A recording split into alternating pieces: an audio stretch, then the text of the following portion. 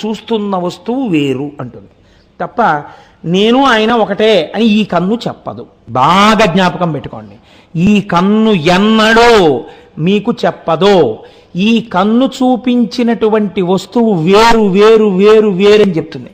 ఇది రేడియో నే కాదు, ఇది టీవీ నే కాదు, ఇది ఎవరో ఆవిడ నేను కాదు, ఇది ఆయన నేను కాదు, ఇది నా పక్కన ఉన్నటువంటి ఇంకో ఉద్యోగస్తుడు నేను కాదు, ఈ స్టేజ్ నేను కాదు. ఈ కన్ను చూసిందల్లా ఇది నేను కాదంటుంది. ఈ నేను కాదనుకునేటటువంటి కన్ను చేత చూడబడిన మనోభావన ఈ వేలు చెప్తుంది వేరు చేసి. అందుకే ఇవన్నీ వెనక్కి తీసుకుంటే ఇదొక్కటి ఇలా అంటుంది.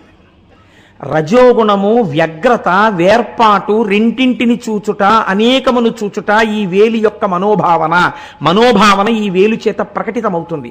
ఈ వేలు ఇలా అంటుంది, అందుకే ఇలా ఇలా అంటారు.